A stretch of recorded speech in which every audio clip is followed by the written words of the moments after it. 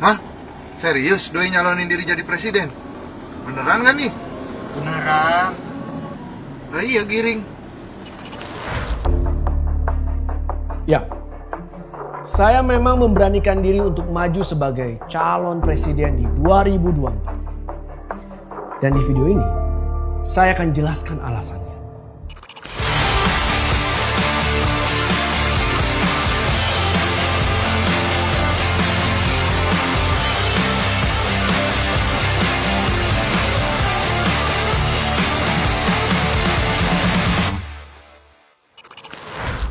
Saya sadar ini gak akan mudah. Saya justru terjun masuk ke dunia politik pada saat banyak anak muda gak suka, sinis, atau pesimis pada politik. Politik ya? Banyak ngibulnya gak sih? Politik ribet mas. Kita boleh aja benci politik, tapi suka gak suka, banyak keputusan penting yang terkait diri kita diambil melalui sistem politik. Contohnya nih, kalau ada kepastian hukum, efeknya dunia usaha bisa tumbuh dengan baik. Dan buat kita, cari kerja jadi gampang. Nah, kepastian hukum itu ditentukan oleh apa ya? Ya sistem politik. Bagi saya dan jutaan anak muda lainnya, ada dua pilihan. Diam dan melihat orang lain yang menentukan arah masa depan,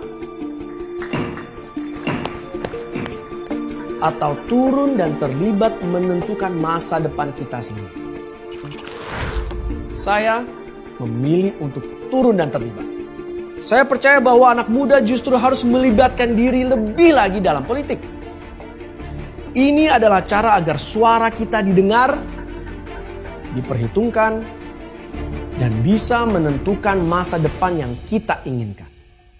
Izinkan saya bercerita tentang latar belakang hidup saya, sehingga akhirnya mengambil keputusan besar ini. Saya lahir dari keluarga biasa, keluarga kelas pekerja. Saat krisis 98 karena beban ekonomi yang berat, bapak saya terserang stroke dan akhirnya meninggal dunia. Salah urus politik pada masa itu membuat hidup keluarga saya dan jutaan anak muda lainnya jadi sangat berat. Politik hanya bikin semua orang susah. Perjumpaan kedua saya dengan politik datang tidak terduga. Jadi gini, selama puluhan tahun rumah keluarga saya di Jakarta langganan kena banjir. Tapi tiba-tiba tahun 2015 saya dan tetangga saya heran. Kok sekarang gak banjir lagi? Aneh juga ya. Ternyata selama ini kita terbiasa dengan banjir. Jadi begitu gak banjir, seperti ada yang hilang. Sejak itu, saya mulai memperhatikan ada banyak yang berubah di sekitar saya. Ada pasukan oranye yang rutin membersihkan sampah. Ada juga pasukan biru yang membersihkan sungai. Ketinggalan mas, itu mas, satu mas tuh. Wah, tuh mas. Ini hasil kerjaan Mas Giring harus diangkatin. Siapa? ABC! ABC! ABC! ABC! Sebelumnya, berpuluh tahun saya dan jutaan orang di Jakarta percaya bahwa kota ini gak akan pernah berubah. Mulai angkutan umum yang gak tertata, pelayanan publik yang lambat. Semua ini dianggap takdir yang harus kita terima menjadi warga ibu kota. Pandangan ini pelan-pelan mulai berubah setelah Pak Jokowi memimpin Jakarta. Kota jadi semakin modern. Kita bisa menyampaikan keluhan soal jalanan rusak, lampu jalan yang mati, atau sampah yang menumpuk lewat aplikasi. Penggunaan teknologi seperti ini bisa membantu menyelesaikan keluhan warga yang selama puluhan tahun cuma jadi tumpukan berkas laporan di kantor pemerintah. Bus-bus modern yang nyaman menggantikan bus-bus lama. Yang panas, pengap, gak aman, dan gak jelas kapan datangnya. Dulu, Kalau saya naik bus yang sepi, pasti was-was. Lirak-lirik kanan, kiri, sepanjang jalan karena trauma pernah kena todong. Tapi sekarang, kalau naik bus sepi malah senang. Bisa dengerin musik, kadang sampai ketiduran. Halte tujuan saya kelewatan. Taman-taman hijau mulai dibangun di seluruh kota, menggantikan pemandangan yang gersang dan kotor. Bertahun-tahun kita semua yakin bahwa ide membangun transportasi bawah tanah adalah mustahil. Itu ide gila. Karena Jakarta kan sering banjir. Tapi ternyata itu bisa. Sekarang kita punya MRT. Pelan-pelan saya sadar jika politik jatuh ke tangan yang tepat, justru akan membawa manfaat bagi banyak orang. Membuat hidup jutaan orang jadi lebih baik, lebih bahagia. Saya paham. Banyak generasi muda yang kecewa dengan gak percaya politik karena merasa diabaikan, ditinggalkan. Dan akhirnya politik menjadi sesuatu yang gak menarik. Pertanyaannya, kalau kita merasa diabaikan dan ditinggalkan, apakah kita akan diam?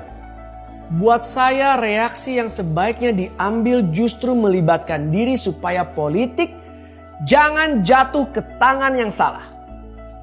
Jatuh ke tangan orang yang gak ngerti kebutuhan, tantangan atau bahkan aspirasinya berbeda dengan kepentingan kita.